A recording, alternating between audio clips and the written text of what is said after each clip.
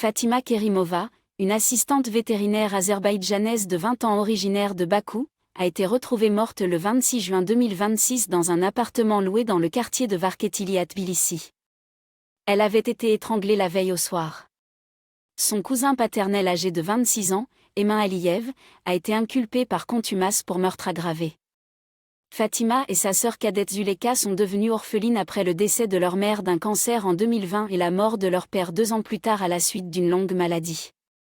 Les sœurs vivaient ensemble à Bakou, où Fatima travaillait comme assistante vétérinaire. Environ 2 mois avant sa mort, Fatima a rencontré un jeune homme qui l'a convaincue de partir avec lui en Géorgie, en lui promettant qu'ils se marieraient et construiraient une vie ensemble dans ce pays. Selon sa sœur, la relation est rapidement devenue abusive. L'homme aurait été violent envers elle, aurait éteint des cigarettes sur son corps, détruit ses documents d'identité, mis son téléphone portable en gage, pris son argent et l'aurait finalement abandonnée à Tbilissi sans papier, argent ni moyen de communication. Livrée à elle-même et sans ressources, Fatima a contacté une connaissance qui l'a aidée à trouver un hébergement temporaire et à rétablir le contact avec sa famille en Azerbaïdjan. Elle a ensuite contacté son cousin Emin Aliyev, qui lui a promis de se rendre en Géorgie, de l'aider à obtenir de nouveaux documents et de la ramener en toute sécurité à Bakou. Le 3 juin 2026, Emin Aliyev est arrivé à Tbilissi et a loué un appartement dans le quartier de Varketili. Selon des défenseurs des droits humains et Zuleka, les proches de Fatima considéraient son départ avec son petit ami comme une honte profonde pour la famille. Le cousin aurait voyagé en Géorgie avec l'intention de commettre un meurtre d'honneur. Au cours des semaines suivantes, Fatima est restée en contact avec sa sœur. Elle a envoyé à Zuleka des photographies montrant des blessures causées par des violences physiques et lui a révélé que leur cousin l'avait menacée avec un couteau. Elle a supplié à plusieurs reprises Zuleka de ne pas alerter les autorités, craignant les conséquences, et a refusé de révéler son emplacement exact. Selon Zuleka, Fatima lui a dit « Je veux vivre ».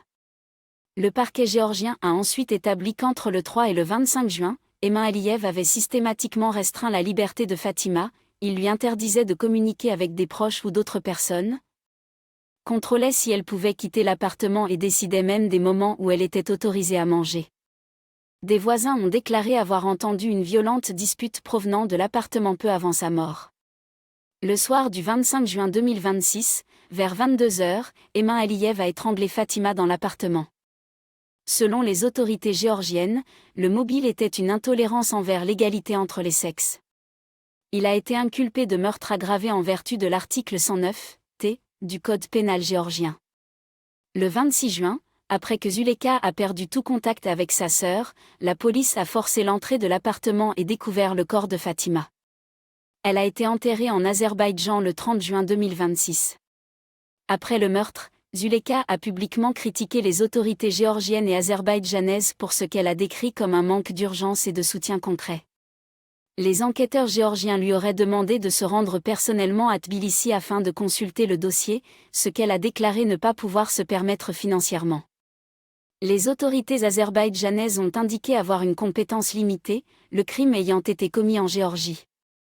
Zuleka a également demandé que l'ancien petit ami de Fatima soit poursuivi, estimant qu'en détruisant ses documents et en l'abandonnant, il l'avait rendue extrêmement vulnérable. Baya Pataraya, directrice de l'organisation géorgienne de défense des droits des femmes Sapari, a déclaré que certains membres de la famille élargie de Fatima avaient tenté de justifier le meurtre en affirmant que le suspect avait « lavé la honte » et « restauré l'honneur de la famille ».